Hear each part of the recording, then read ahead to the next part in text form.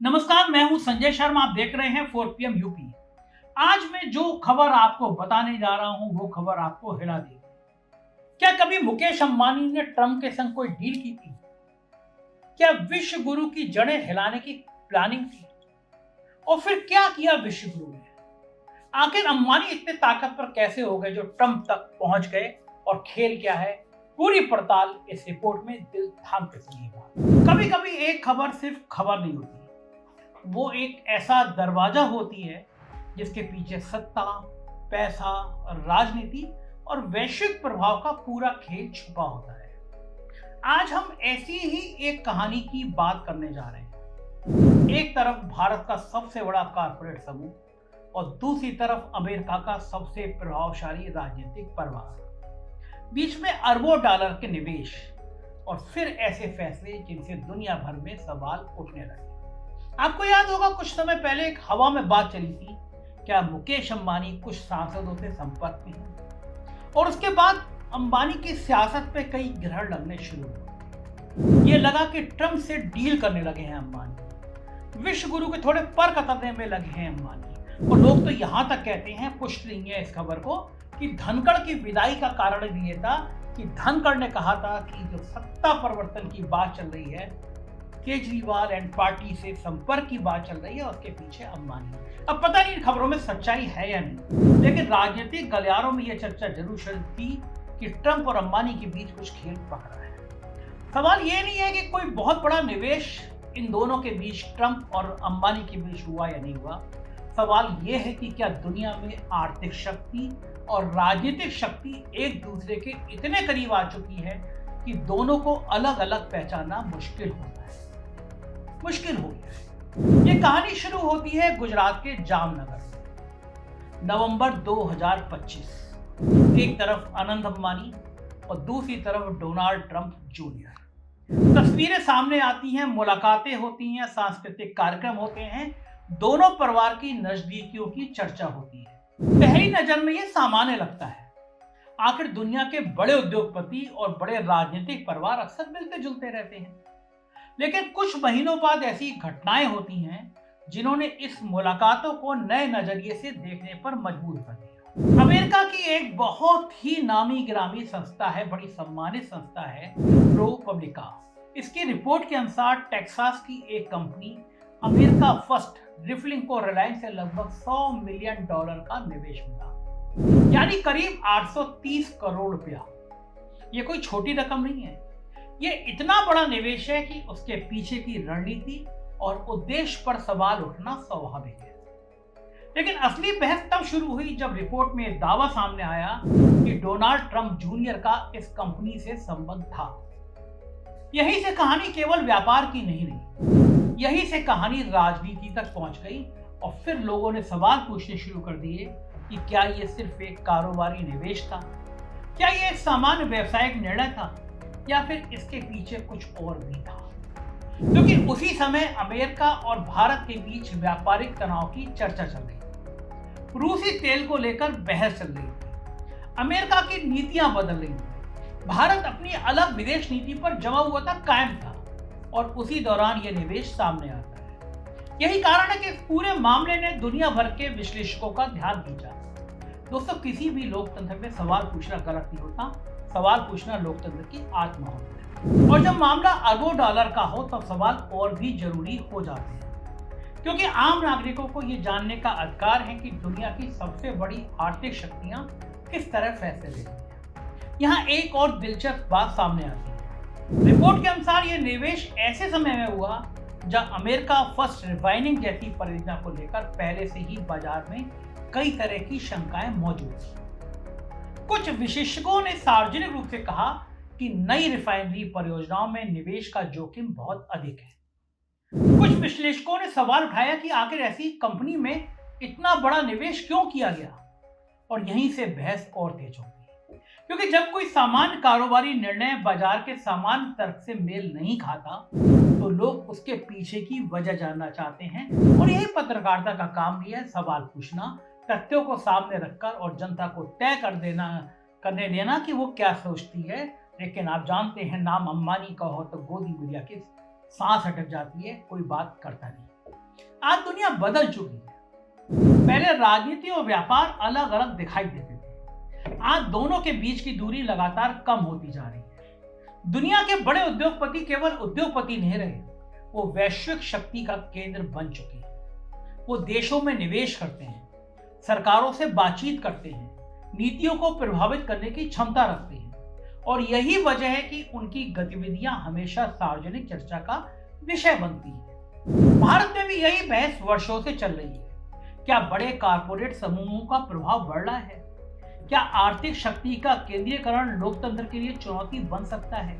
क्या सरकार और बड़े उद्योगपति बहुत ज्यादा करीब आ रहे हैं? इन सवालों का जवाब हर व्यक्ति अलग अलग दे सकता है, लेकिन इन सवालों को उठाना जरूरी है, क्योंकि लोकतंत्र में कोई भी व्यक्ति इतना बड़ा नहीं होना चाहिए कि उससे सवाल ना पूछे जा सके, और कोई भी संस्था इतनी शक्तिशाली नहीं होनी चाहिए कि उसकी जवाबदेही समाप्त हो जाए। यही इस कहानी का मूल प्रश्न है। क्या ये केवल एक निवेश था, या ये फिर उस बड़े वैश्विक खेल का हिस्सा था जिसमें राजनीति और पूंजी एक दूसरे के साथ कदम से कदम मिलाकर चल रही है? आगे की कहानी इससे भी ज्यादा दिलचस्प है, क्योंकि जब हम इस निवेश से जुड़ी कंपनी, उसके इतिहास, उसके वित्तीय रिकॉर्ड, उससे जुड़े लोगों को देखते हैं तो कई नए सवाल सामने आते हैं। सवाल जो और बड़े होते कैसे एक निवेश ने दुनिया भर में बहस खड़ी कर दी। लेकिन असली कहानी तो अभी शुरू हुई है, क्योंकि ये देश से जुड़ी कहानी है, आपकी जिंदगी से जुड़ी कहानी है। क्योंकि किसी भी बड़े निवेश को समझने के लिए यह देखना जरूरी होता है कि पैसा आखिर गया कहां।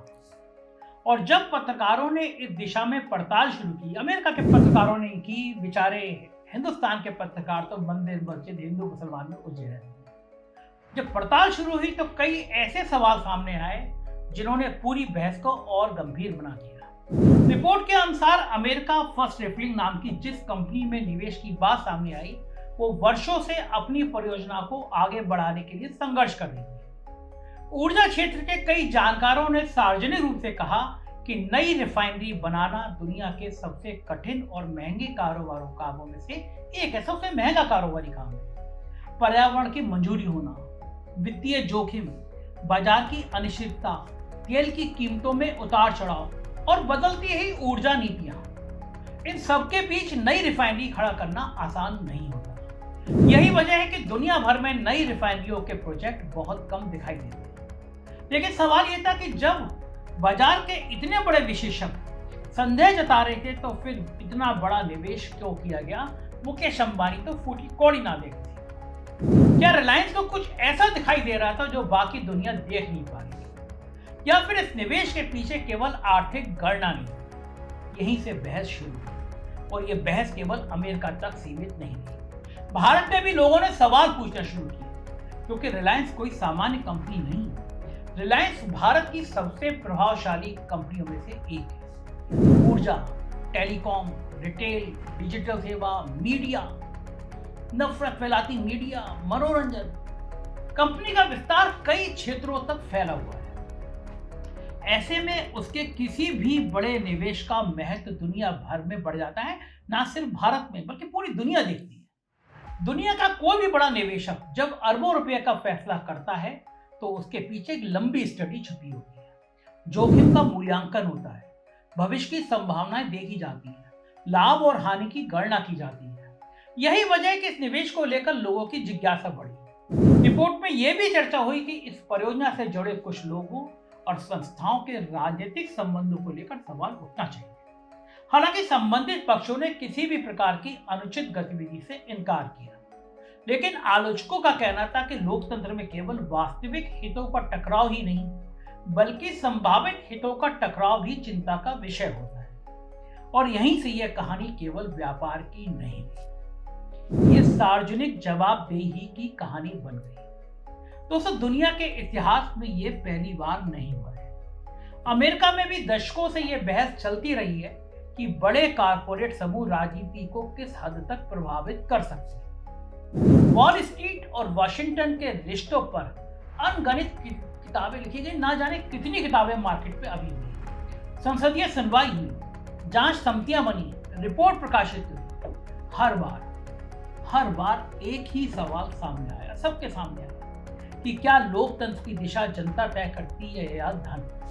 क्या नीतियां मतदाता तय करता है या निवेशक? और क्या राजनीतिक शक्ति और आर्थिक शक्ति के बीच पर्याप्त दूरी बची हुई? आज यही सवाल फिर से उठ रहा है, क्योंकि जब किसी राजनीतिक परिवार से जुड़े लोगों का नाम किसी बड़े निवेश के साथ जुड़ता है तो जनता स्वाभाविक रूप से पारदर्शिता चाहती है। जनता ये जानना चाहती है कि कौन किससे जुड़ा है, कौन किसे लाभ पहुंचा रहा है और कौन किससे लाभ प्राप्त कर रहा है। यहाँ एक और महत्वपूर्ण बात समझनी होगी। दुनिया भर में कॉर्पोरेट लॉबिंग एक वास्तविकता है, आप इससे मुंह नहीं मोड़ सकते। बड़ी कंपनियां सरकारों के साथ संवाद करती हैं, नीतियों पर अपनी राय देती हैं, अपने हितों की रक्षा करती हैं, लेकिन लोकतंत्र की कसौटी यह होती है कि यह प्रक्रिया कितनी पारदर्शी है।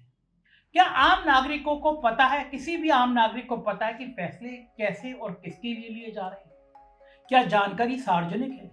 क्या हितों के टकराव से बचने के पर्याप्त प्रबंध है, मैनेजमेंट है? यही वो प्रश्न है जो इस पूरे मामले के केंद्र में है। और यही कारण है, यह कहानी केवल एक कंपनी की कहानी नहीं है, ये आधुनिक पूंजीवाद की कहानी है।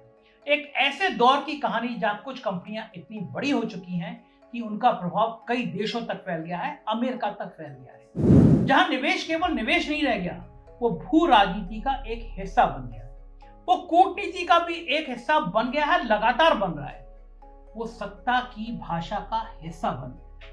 और जब पैसा और राजनीति एक ही मेज पर बैठे लगते हैं तो पत्रकारिता का काम और महत्वपूर्ण हो जाता है। क्योंकि पत्रकारिता का काम किसी को दोषी ठहराना नहीं है, मैं भी नहीं ठहरा रहा। पत्रकारिता का काम सवाल पूछना है, तथ्यों को सामने रखना है, वही मैं कर रहा हूं, और जनता को सच जानने का अवसर देना है। यही वजह है कि यह मामला इतना महत्वपूर्ण है, क्योंकि यह केवल अमेरिका की कहानी नहीं है, यह भारत की भी कहानी है, भारत की राजनीति से जुड़ी कहानी है, विश्व गुरु की सत्ता से जुड़ी कहानी है। क्या विश्व गुरु की सत्ता हिलाने की कहानी भी बन गई थी, बनने जा रही थी, बन सकती थी? ये दुनिया भर के लोकतंत्रों की कहानी है, और यह सवाल की कहानी है जिसका जवाब आने वाले वर्षों में शायद और भी महत्वपूर्ण हो जाएगा। क्या लोकतंत्र में धन की शक्ति लगातार बढ़ रही है? और अगर बढ़ रही है तो उसका संतुलन कौन होगा, कैसे होगा? दोस्तों, हम इस कहानी के सबसे महत्वपूर्ण हिस्से पर आते हैं, क्योंकि आखिरकार ये कहानी केवल रिलायंस की नहीं है, ये केवल ट्रंप परिवार की भी नहीं है, ये केवल एक निवेश की कहानी भी नहीं है, ये उस व्यवस्था की कहानी है जिसमें दुनिया की सबसे बड़ी कंपनियां और दुनिया की सबसे शक्तिशाली राजनीतिक ताकतें एक दूसरे के बेहद करीब दिखाई देने लगी। और यहीं से लोकतंत्र के सामने सबसे बड़ा सवाल खड़ा होता है, आखिर लोकतंत्र किसके लिए है? जनता के लिए, मेरे आपके लिए, या उन लोगों के लिए जिनके पास अरबों खरबों रुपए की पूंजी है, बेशुमार दौलत? दोस्तों, दुनिया का इतिहास उठाकर देखिए, जब जब आर्थिक शक्ति और राजनीतिक शक्ति एक ही दिशा में चलने लगी, तब तब लोकतंत्र पर सवाल उठे। अमेरिका में रॉकफेलर के दौर में यही हुआ, यूरोप के बड़े औद्योगिक घरानों के दौर में यही हुआ, दक्षिण कोरिया के चेवोल समूह को लेकर यही बहस, जापान में जाई बात्सु को लेकर यही सवाल थे, और आज उसी तरह के सवाल दुनिया के कई लोकतंत्रों में फिर सुनाई दे रहे हैं। क्योंकि आज दुनिया बदल चुकी है। पहले कंपनियां केवल उत्पाद बेचती थी, आज कंपनियां डेटा नियंत्रित करती हैं, मीडिया में निवेश करती हैं, मीडिया में हिंदू मुसलमान के झगड़े करती हैं, फसाद पैदा कराती हैं, मनोरंजन उद्योग में मौजूद हैं, खेल जगत में हैं, टेलीकॉम में हैं, ऊर्जा में हैं, डिजिटल प्लेटफॉर्म में हैं। और जब कोई कंपनी समाज के इतने हिस्से को प्रभावित करने लगे तो उसकी जवाबदेही भी उतनी ही बड़ी हो जाती है। यही वजह है कि ProPublica जैसी रिपोर्ट दुनिया भर में चर्चा का विषय बनती है, क्योंकि वो केवल एक निवेश की बात नहीं करती, वो पूरे ढांचे पर सवाल उठाती है जिसके भीतर बड़े फैसले लिए जाते हैं। आज भारत का आम नागरिक क्या चाहता है? वो चाहता है कि उसे नौकरी मिले, उसका व्यवसाय चले, उसका बिजनेस चले, उसके बच्चों को पढ़ाई का, हेल्थ का अवसर मिले, उसकी मेहनत का सम्मान हो। वो ये नहीं चाहता कि उसका देश वैश्विक शक्ति संघर्षों का मोहरा बने। वो ये भी नहीं चाहता कि किसी भी कारपोरेट समूह को कानून से ऊपर माना जाए, चाहे वो कितना भी बड़ा क्यों ना हो। लोकतंत्र की सबसे बड़ी ताकत यही है कि उसमें सवाल पूछने का अधिकार सुरक्षित रहता है। और सवाल पूछना किसी व्यक्ति के खिलाफ होना नहीं है, सवाल पूछना जवाबदेही की मांग करना है। आज अगर कोई कंपनी दुनिया की सबसे बड़ी कंपनियों में शामिल है तो जनता को यह जानने का अधिकार है, 100% अधिकार है कि उसके फैसले कैसे लिए जाते हैं, उसके निवेश किन आधारों पर होते हैं, उसकी राजनीतिक पहुंच कितनी है और उसका प्रभाव सार्वजनिक नीति जो मेरे और आपके भविष्य को तय करती है उस तक पहुंचता है या नहीं। ये कोई असामान्य मांग नहीं है। दुनिया के हर विकसित लोकतंत्र में ऐसे सवाल पूछे जाते हैं और यही स्वस्थ लोकतंत्र की निशानी भी है। दोस्तों, इस पूरी कहानी का एक और पहलू है, वो है भारत की छवि। आज भारत दुनिया की सबसे तेजी से बढ़ती अर्थव्यवस्थाओं में से एक है। भारत वैश्विक निवेश आकर्षित कर रहा है, लगातार कर रहा है। ऐसी चर्चा है, ना हो रही हो अलग बात है, विदेशी लोग पैसा निकाल के भाग रहे हो ये अलग बात है, लेकिन आकर्षित तो कर रहा है। भारत कहता है कि हम बहुत महत्वपूर्ण शक्ति के रूप में हैं। ऐसे समय में यदि किसी भारतीय कंपनी, रिलायंस जैसी कंपनी के निवेश अंतरराष्ट्रीय विवाद का विषय बनते हैं तो प्रभाव केवल उस कंपनी तक सीमित नहीं रहता, उसका प्रभाव भारत की छवि पर भी पड़ता है। यही कारण है कि पारदर्शिता महत्वपूर्ण है। जितनी अधिक पारदर्शिता होगी उतना अधिक विश्वास होगा, और जितना अधिक विश्वास होगा उतनी ही मजबूत लोकतांत्रिक व्यवस्था होगी। आज दुनिया में सबसे बड़ी लड़ाई विचारधाराओं की नहीं है, सबसे बड़ी लड़ाई विश्वास की है। क्या जनता अपनी संस्थाओं पर भरोसा करती है? क्या जनता अपनी सरकार पर भरोसा करती है? क्या जनता बड़े कारपोरेट समूह में भरोसा करती है? क्या जनता को लगता है कि नियम इस देश में सबके लिए समान है? अगर इन सारे सवालों का जवाब सकारात्मक है तो लोकतंत्र मजबूत है, और अगर इन सवालों का जवाब नकारात्मक होने लगे तो लोकतंत्र के सामने चुनौती खड़ी हो जाती है। भारत के इन सारे सवालों का जवाब नकारात्मक होने लगा है। यही वजह है कि इस पूरे मामले को केवल एक खबर समझना भूल होगी। ये एक बड़ा संकेत है, एक संकेत की दुनिया में राजनीति और पूंजी के रिश्ते बदल रहे हैं, एक संकेत की वैश्विक कंपनियां पहले से कहीं अधिक प्रभावशाली हो चुकी हैं, एक संकेत की लोकतंत्रों को पहले से कहीं अधिक पारदर्शी और जवाबदेह बनाने की सख्त जरूरत है, बहुत ज्यादा जरूरत है। और एक बड़ा संकेत कि पत्रकारिता की भूमिका आज भी उतनी ही महत्वपूर्ण है जितनी पहले थी, क्योंकि जब सत्ता और संपत्ति दोनों शक्तिशाली हो जाएं तो सवाल पूछने वाला कोई तो होना चाहिए। यही पत्रकारिता का काम है, यही लोकतंत्र की आत्मा है, और यही कारण है कि ऐसी रिपोर्ट महत्व रखती है, आप चाहे उनसे सहमत हो या असहमत। क्योंकि लोकतंत्र में बहस का अधिकार सबसे बड़ा अधिकार होता है। अंत में फैसला आपका है। आप क्या सोचते हैं? क्या यह केवल एक सामान्य निवेश था? क्या यह केवल एक कारोबारी निर्णय था दो बड़े लोगों के बीच, एक पॉलिटिकल आदमी और एक बिजनेसमैन? क्या यह केवल वैश्विक व्यापार की एक और कहानी थी, या ये फिर उस बदलती दुनिया का संकेत है जहां राजनीति और पूंजी के बीच की दूरी लगातार कम होती जा रही है? इस सवाल का जवाब आपको देना है, लेकिन एक बात निश्चित है, लोकतंत्र तभी मजबूत रहेगा जब जनता सवाल पूछती रहेगी, जब पत्रकार पड़ताल करते रहेंगे, जब जानकारी सामने आती रहेगी, जब संस्थाएं स्वतंत्र रहेंगी, और जब कोई भी व्यक्ति, कोई भी कंपनी और कोई भी शक्ति जवाबदेही से ऊपर नहीं होगी। क्योंकि लोकतंत्र में अंतिम शक्ति ना किसी उद्योगपति के पास होती है और ना किसी नेता के पास होती है, अंतिम शक्ति जनता के पास होती है, और लोकतंत्र की असली ताकत भी वही जनता होती है। मामला देश की सत्ता से जुड़ा था, क्योंकि उस समय राजनीतिक गलियारों में चर्चा चल रही थी कि भारत की सरकार को अस्थिर करने की कोशिश हो रही है। 180 सांसदों से संपर्क किया जा रहा है। नाम मुकेश अंबानी का भी आया कि वो बहुत सांसदों के संपर्क में हैं।